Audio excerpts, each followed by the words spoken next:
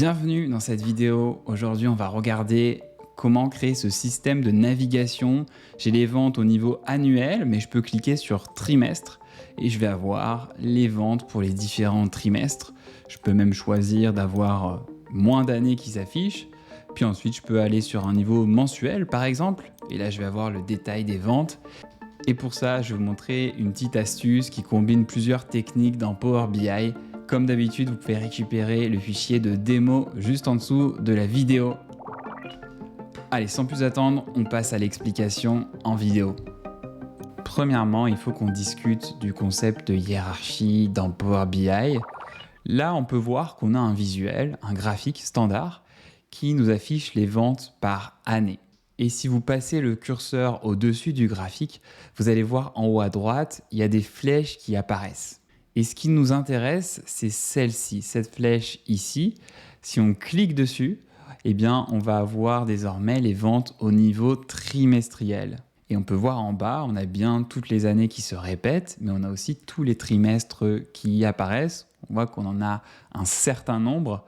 Alors, je vais venir décocher, 2 ou 3 années. Et si je clique une deuxième fois sur cette fameuse flèche ici, eh bien, je vais descendre sur les mois. Alors par exemple ici, je vais garder uniquement l'année 2023. Alors comment ça a été paramétré? C'est assez simple. Si on clique sur ce visuel et qu'on va voir l'axe des X, on va voir qu'il y a 3 niveaux qui ont été renseignés, année, trimestre et mois. Et c'est ça qui permet à l'utilisateur d'aller au niveau qui l'intéresse. Et évidemment, on peut remonter. Donc si on clique sur la flèche ici, on peut remonter une fois, 2 fois. Je vais aller resélectionner mes différentes années. Et ça, pour beaucoup d'utilisateurs, ces flèches ici, c'est assez compliqué, surtout pour les débutants, pour les gens qui viennent simplement consulter les rapports. On voudrait trouver un moyen de simplifier l'expérience et c'est tout le sujet. Et pour faire ça, on a besoin d'un outil très intéressant qui s'appelle le signet. On va créer 3 signets et je vous montre exactement la procédure. On va aller déjà dans le menu afficher et on va cliquer sur ce bouton signet. Et nous, on va créer 3 signets, année, trimestre et mois. Et puis ça va être des boutons pour l'utilisateur, donc ça va vraiment faciliter sa navigation. Actuellement, je suis au niveau année, donc c'est parfait pour créer mon premier signet. Je clique sur ajouter et je vais le renommer ici. Je vais l'appeler année. Donc ce signet, il capture l'affichage de mon visuel et on va cliquer sur les 3 petits points ici parce qu'on veut qu'il s'applique uniquement sur le visuel qui est sélectionné, qui est notre fameux graphique. Alors maintenant, je vais descendre d'un niveau ici en cliquant sur ce fameux bouton. J'arrive au niveau trimestre et je vais pouvoir créer mon deuxième signet. Donc je vais ajouter un signet que je vais appeler trimestre.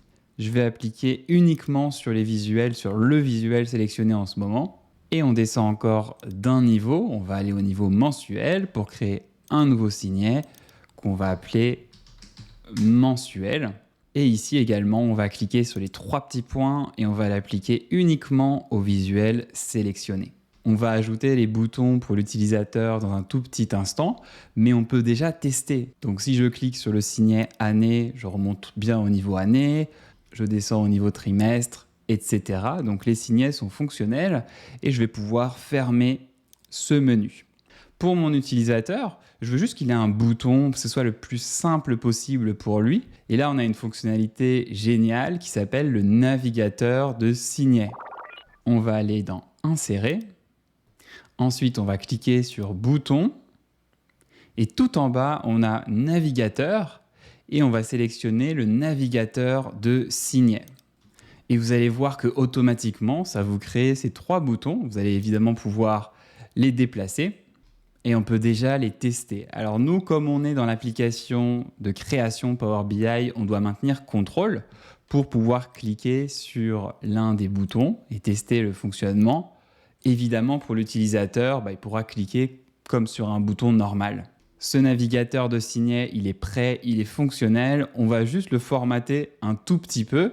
On va se rendre dans les options du visuel, on va aller dans le style. Et là, il y a pas mal d'options que vous pouvez modifier. Moi, je vais simplement supprimer la bordure. Mais il y a énormément d'autres opérations que vous pourriez réaliser. J'espère que ce tutoriel vous a plu. Dites-moi en commentaire, est-ce que vous connaissiez cette technique du navigateur de signets? Évidemment, si vous avez des questions, je vous invite également à les écrire en commentaire. Et moi, j'aurai le plaisir de vous retrouver dans un autre tutoriel très bientôt. Si ce n'est pas encore fait, abonnez-vous et mettez un like sur cette vidéo. Ciao!